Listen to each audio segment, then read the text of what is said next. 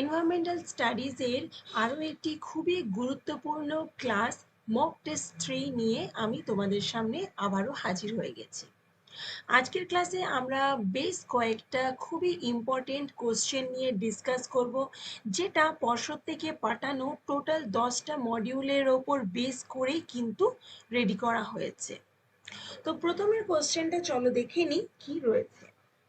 পৃথিবীর বাইরের তম যে গোলক তাকে কি বলা হয়ে থাকে? জীবমণ্ডল, বায়ুমণ্ডল, লিথোস্ফিয়ার নাকি জলমণ্ডল? সঠিক উত্তরটি হলো লিথোস্ফিয়ার। নেক্সট কোশ্চেন হচ্ছে, ডক্টর সেলিম আলীর আত্মজীবনী, যেটা বায়োজিওগ্রাফি বলি, সেই বইটির নাম কি? চড়ুইয়ের ডানা, চড়ুইয়ের পতন, চড়ুইয়ের গান নাকি চড়ুইয়ের জীবন? সঠিক উত্তরটি হলো চড়ুইয়ের পতন।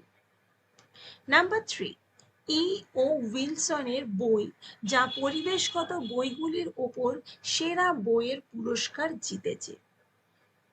জীববৈচিত্র্য, জীবনের বৈচিত্র্য, প্রকৃতি? অপশন ডি হচ্ছে মানুষ এবং জীবন। সঠিক উত্তরটি হলো জীববৈচিত্র্য। জীববৈচিত্র্যের জনক কে? এটাও কিন্তু অ্যান্সার হবে ই ও উইলসন। কোশ্চেনটা কিন্তু এইভাবেও ঘুরিয়ে আসতে পারে। পৃথিবীর প্রতিটি মানুষের চাহিদা মেটানোর জন্য যথেষ্ট পরিমাণে সমস্ত কিছু দিক দিয়ে সরবরাহ করে, কিন্তু প্রতিটি মানুষের লোভ তাতেও পূরণ হয় না। এই কথাটি কে লিখেছেন? ঠাকুর, গান্ধীজি? ঠাকুর মানে রবীন্দ্রনাথ ঠাকুরের কথা বলা হয়েছে। গান্ধীজি, জওহরলাল নেহেরু নাকি সর্দার পটেল? সঠিক উত্তরটি হলো গান্ধীজি। WWF এর ফুল ফর্ম কি? Option A world wide fund for nature, option B world wide fund for forest, option C world wide fund for environment and option D world wide fund for biodiversity. সঠিক উত্তরটি হলো world wide fund for nature. Okay, next question হচ্ছে, বন্যপ্রাণী সংরক্ষণে গুরুত্বপূর্ণ ভূমিকা পালনকারী ভারতীয় প্রধানমন্ত্রীর নাম কি? সঠিক উত্তরটি হলো ইন্দিরা গান্ধী। নীরব বসন্ত বইটি কে লিখেছেন? মাধব গাডগিল, অনিল আগরওয়াল, র্যাচেল কার্সন, ই ও উইলসন? নীরব বসন্ত, যেটা সাইলেন্ট স্প্রিং, এই বইটি লিখেছেন Rachel Carson. Wild life institute ভারতের ভূখণ্ডটি কোথায় অবস্থিত? ভূখণ্ডে কোথায় অবস্থিত? আন্দামান, হায়দ্রাবাদ, দেরাদুন নাকি বেঙ্গালুরু? সঠিক অপশনটি হচ্ছে দেরাদুন। তাহলে ওয়াইল্ড লাইফ ইনস্টিটিউট ভারতের কোথায় অবস্থিত? দেরাদুনে। বৃষ্টি, তুষার, শিলাবৃষ্টি ইত্যাদি সহ পৃথিবীতে নেমে আসা সকল ধরনের যে জল তাকে কি বলা হয়ে থাকে? ক্যালসিফিকেশন, স্থিরকরণ, বৃষ্টিপাত নাকি সঞ্চয়? সঠিক উত্তরটি হলো বৃষ্টিপাত। সমুদ্র পৃথিবীর পৃষ্ঠের কত শতাংশ জুড়ে রয়েছে? 51.5%, 61%, 71% নাকি 91%? সঠিক উত্তরটি হলো 71%। পরিবেশের প্রধান শক্তির উৎস কি? সৌরশক্তি, রাসায়নিক শক্তি, জৈব বিদ্যুৎ শক্তি নাকি বৈদ্যুতিক শক্তি? সঠিক উত্তরটি হলো সৌরশক্তি। ইউএনসিইডি এর ফুল ফর্ম কি?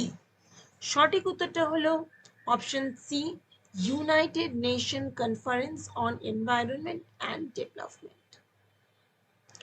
কোনো প্রজাতি জৈবিকভাবে বসবাসের জন্য অভিযোজিত হয়, তাকে কি বলা হয়ে থাকে? হ্যাবিটেট বা বাসস্থান। বাস্তুবিদ্যা, যেটা ইকোলজি, এই শব্দটি তৈরি করেছিলেন কোন বিজ্ঞানী? এজি টানসলে, আর্নেস্ট হেকেল, অ্যারিস্টটল নাকি লিনিয়াস?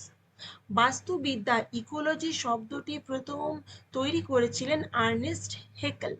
এবং এর সাথে আরেকটা মনে রাখতে হবে, বাস্তুবিদ্যার সাথে সাথে বাস্তুতন্ত্র, যেটাকে আমরা ইকোসিস্টেম বলি, সেটা করেছিলেন কিন্তু এজি ডান্সলে। এই কোশ্চেনটাও তোমরা হয়তো কোনো একটা মক টেস্টে পেয়ে যাবে। তো এখানে দিয়েছি বাস্তুবিদ্যা, আর্নেস্ট হেকেল। একটি অজৈবিক উপাদানের উদাহরণ হলো উদ্ভিদ, মাটি, প্রাণী নাকি ব্যাকটেরিয়া? সঠিক উত্তরটি হলো মাটি।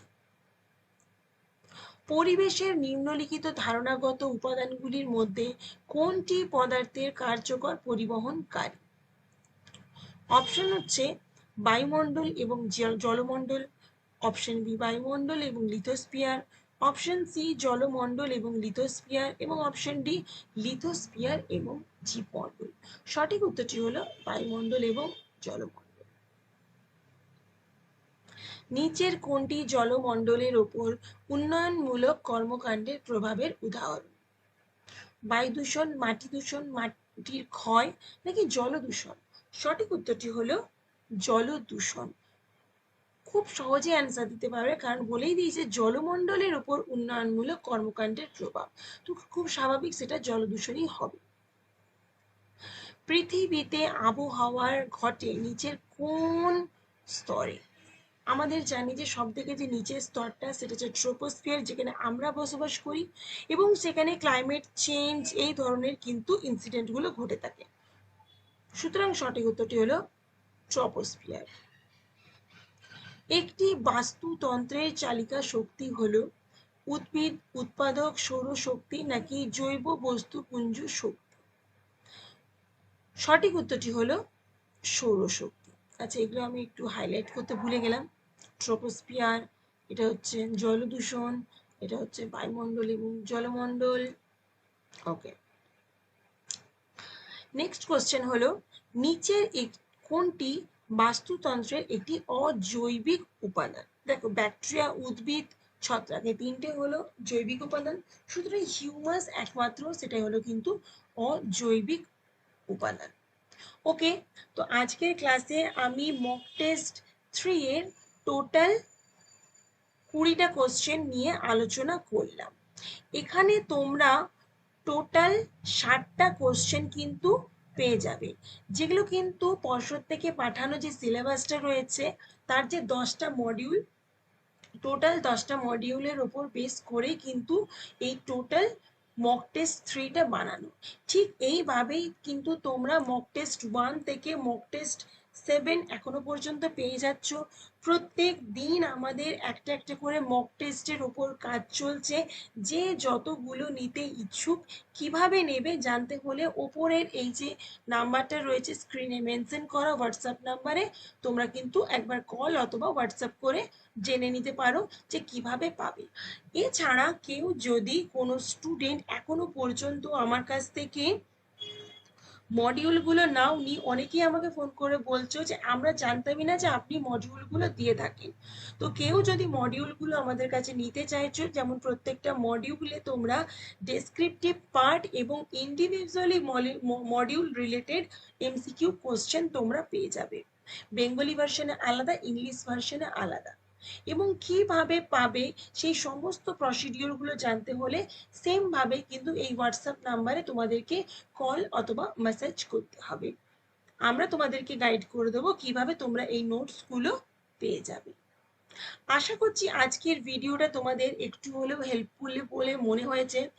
কেউ যদি এনভায়রনমেন্টাল স্টাডিজের মডিউলগুলো নিতে চাইছো descriptive portions with MCQ question, অথবা কেউ যদি এই প্র্যাকটিস সেটগুলো নিতে চাইছো যেখানে 60টা করে কোশ্চেন রয়েছে, সেগুলো সমস্ত কিছুর জন্য কিন্তু আমাদের সাথে যোগাযোগ করতে হবে হোয়াটসঅ্যাপ নাম্বারে। আই হোপ আজকের ভিডিওটা তোমাদের হেল্পফুল বলে মনে হয়েছে। Thank you so much.